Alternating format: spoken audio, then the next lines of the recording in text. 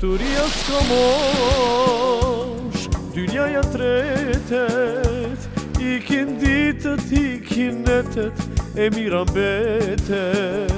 Dynja lakmova, pasaj vrapova, se lumturin ajo s'ma jep, tash e kuptova. Lumturia s'ka mosh, dynjaja tretet, ikin ditët, ikin netet, e mira mbetet.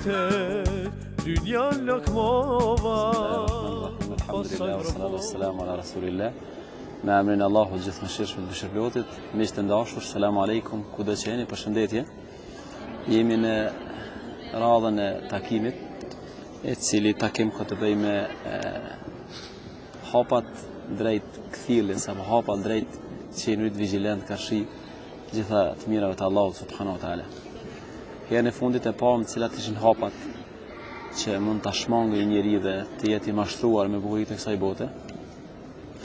Kësaj heri kemi 4 hapa që janë rrugtimi i një njeriu i cili dëshiron të jetë vigjilent dhe të jetë i kthjellët dhe të jetë bashkëveproj sakt me gjitha të mirat e Allahut subhanahu wa taala.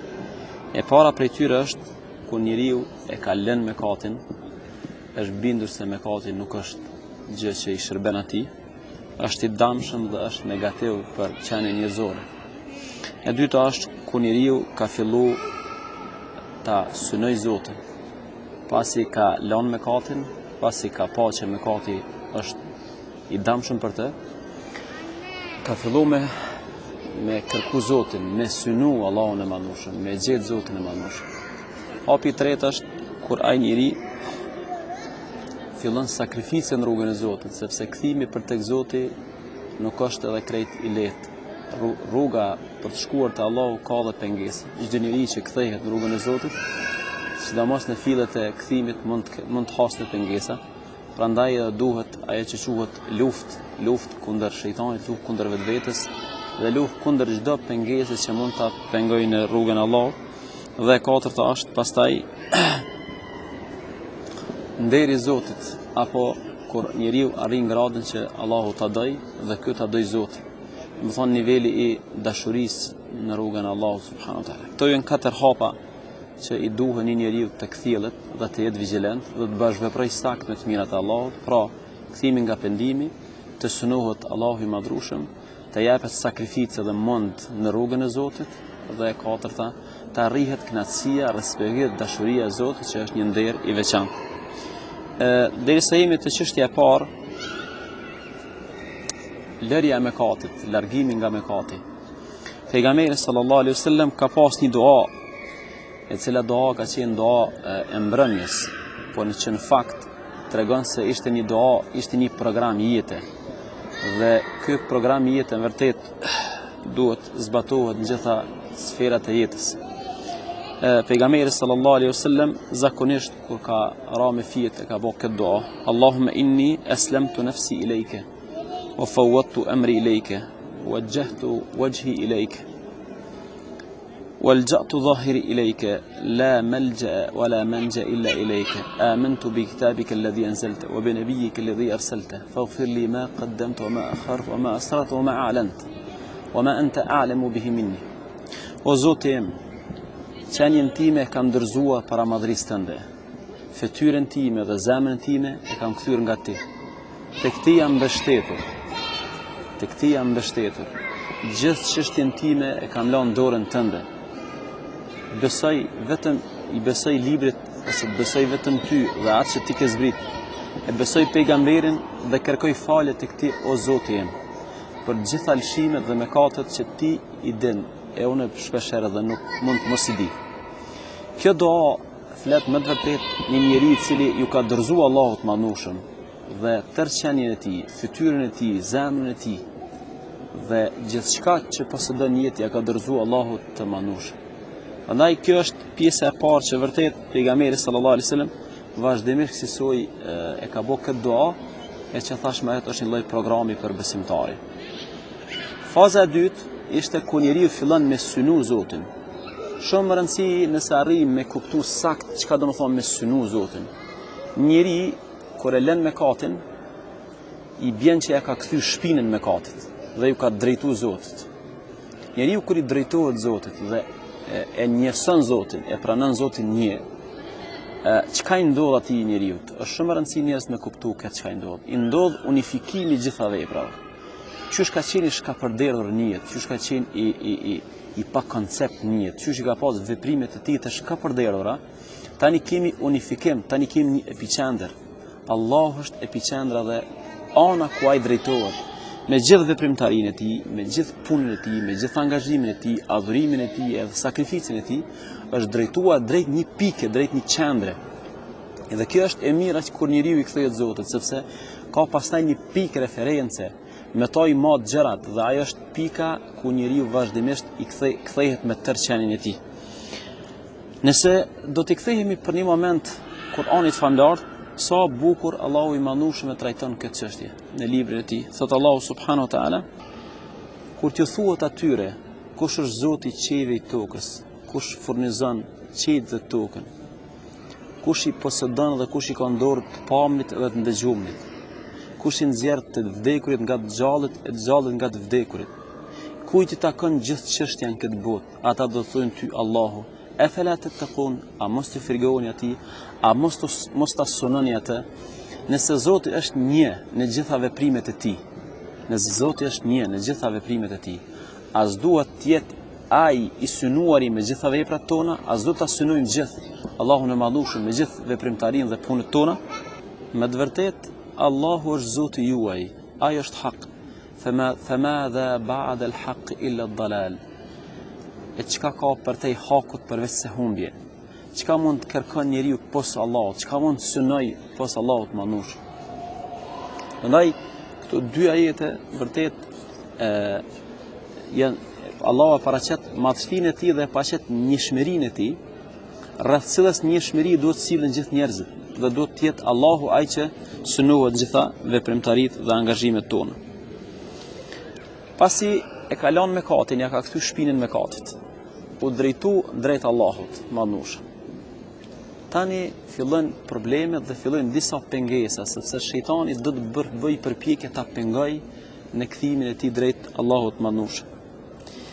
Allahu thot në Kur'anin famlar, falaqtahama al-aqaba. Dhe ai ende nuk u hodh në rrugën e vështirë. Domethënë rruga për të shkuar te Zoti, rruga për të shkuar te Allahu i madhueshëm. Ashtu edhe çuçi ka përshkruajtur pejgamberi sallallahu alaihi wasallam në hadithin rreth xhenetit dhe rreth xhehenamit, që aludon në rrugën e cila flet se ka pengesa, ka sfida, ka telashe. Për ata duhet një luftë, duhet një sakrificë, duhet një xhihad ndaj vetvetes, ndaj të këqijave, ndaj çdo pengese që del në rrugë. Edhe në fakt nëse bëjmë pyetje, pse ka pengesë shpeshherë rrugë kthimi për tek Zoti? Sepse këto pengesa e sfidojnë sinqeritetin dhe e sfidojnë besnikrinë tonë karshi Allahut madhueshëm. A më të vërtet jemi të sinqert në kthimin tonë drejt Zotit? Prandaj kjo është ajo që themi ne lufta. Inna Allah ishtara min al-mu'minina anfusahum wa amwalahum bi anna lahumul janna. Allahu azza wa jall u ka ble besimtarëve shpirtat e tyre dhe pasurinë e tyre. Domethënë e kanë besimtarët edhe shpirtin e tyre, edhe pasurinë e tyre e kanë dhënë për Allahun azza wa jall. Sepse Zoti ka një kompenzim për këtë shitblerje. Bi anna lahumul janna, ty ju takon xheneti. Për hir të këtij xheneti dhe për hir të kësaj të mire, njeriu duhet ta sakrifikojë edhe veten edhe pasurinë e tij në rrugën e Allahut të madhueshëm. Ekziston një thënie shumë e famshme dhe mendoj se është si lloj motoje në këtë fazë. Kjo thënie thot mos e paso epshin ose mos e paso atë që pëlqen epshi për hir të atij që e madhron zemra apo e don zemra. Kur njeriu ka filluar mu nis në rrugën e Zotit, në rrugë do t'i dalin disa epshe, do t'i dalin disa bukuri, do t'i dalin disa sfida, të cilat mund të jenë pengesë për të shkuar te Allahu azza wa jall. Mirë, po se nëse njeriu me të vërtet ka filluar me dash Zotin, me u lidh me Zotin dhe me synu Allahun e madhueshëm, për hir të Zotit do të i kalohen këto sprova dhe këto kënaqësi të kësaj bote. Allahu thot Kur'an, wa amma man khafa maqama rabbih wa naha an-nafsa 'anil hawa fa innal jannata hiya al-ma'wa. E kush I frigohet Allahut manushëm, edhe stopon nefsin, e stopon egon, e stopon veten e tij ndaj të këqijave, fa innal jannata hiya al-ma'wa. Xhenneti është vend takimi I tij. Ky njeri që ja ka kthy shpinën mëkatit, e ka synu Zotin hapi dytë dhe ka bërë sakrificë në rrugën e Zotit për të shkuar te Zoti I Madhnushëm, Allahu këtij njeriu do t'ia bëjë një nder. A dini çfarë nderi? Nderi është se do të filloj Zoti ta doj këtë njeri. Dhe jo vetëm kaq. Kjo është premisi I parë dhe shpërblimi I parë. Ya ayyuhalladhina amanu man irtadda minkum an dinihi fasawfa ya'ti Allahu biqaumin yuhibbuhum wa yuhibbuna adhillatin 'alal mu'minin 'izzatin 'alal kafirin. O ju që keni besuar, nëse do kush nga ju do t'ja kthej shpinën fes, do të lë fenë e Zotit, atëherë Zoti do të vijë me një popull, do të vijë me një gjerat pas jush, do t'i doj ata dhe ata do t'a dojnë Zotin, do t'jenë modest me besimtar dhe do t'jenë krenar para jo besimtarve. Premisi I parë I besimtarit në këtë fazë, sigurisht që gjithë këtë rrugtim që e ka bërë ky njeri për të mos u mashtruar me botën, që kemi thënë, mos ta harroj Zotin, mos ta harroj synimin e Zotit me të mirat e tij dhe mos ta kaloj kufinin e të lejuarës, Zoti do ta nderoj gjithsesi. Nderi I parë është Zoti e don atë, edhe ai e don Zotin. Nderi I dytë është Allahu Azza wa Jall do t'i jap nur në fytyrën e tij. Dhe ajo fytyrë do të jetë tregues apo do të jetë një falloj rrefysi për tek Allahu Azza wa Jall. Kush e lexon historinë e muslimanëve të parë, ashtu që thot edhe Abdullah ibn Mesudi, Abdullah ibn Mesudi thot njëri prej tabenëve, prej asaj gjeneratës që nuk janë takuar me pejgamberin, por janë takuar me shokët e pejgamberit, njëri prej tyre I thot, wallahi kur e shoh fytyrën tënde më kujtohet Zoti. Njëri prej tektarëve në të kohën e tabenëve, kur ka kaluar nëpër treg, qysh janë konë njerëz në tregti, qysh janë konë njerëz me hallat e dertë të tregtisë, shit blerjes. Ky njeri kur ka kaluar nëpër treg, nuk ka pas njeri në treg që nuk I ka shku menja te Allahu I Madhnushëm. Për ata e ka pashu pejgamberi në hadith. Njerëz më të mirë në këtë botë janë njerëz që fytyrat e tyre ta kujtojnë Zotin. Para mendojeni çfarë nderi, a ka nder më të madh se sa fytyrat tona në këtë botë të janë tregues të Zotit ose të janë përçues të idesë përmendjes së Zotit. A ka nder më të madh kur ti njerëz të shohin ty dhe kujtojnë Allahun e Madhnushëm. Inshallah Zoti na bën për atyre që vërtet e kujtojnë Allahun, e dojnë Zotin, I don Zoti ata dhe pastaj bëhen figura cilat njerëzve u kujtojnë Zotin e Madhnushëm. Këto ishin 4 fazat e një njeriu për të kthyer, për të penduar. Ishin këto 2 tema, si bëhet devijimi dhe si bëhet shpëtimi nga devijimi.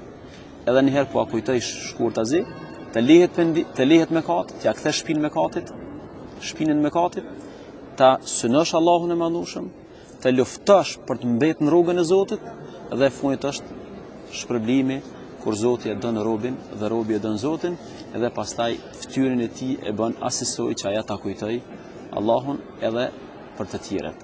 Selamu alejkum, faleminderit, mirupafshim.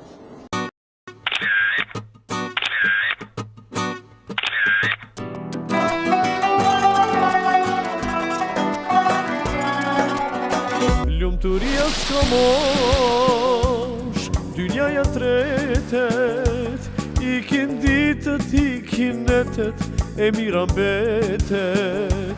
Dynja lakmova, pasaj vrapova, se lumturin ajo s'ma jep, tash e kuptova. Lumturia s'ka mosh, dynjaja tretet, ikin ditët, ikin netet, e mira mbetet. Dynja lakmova, pasaj vrapova.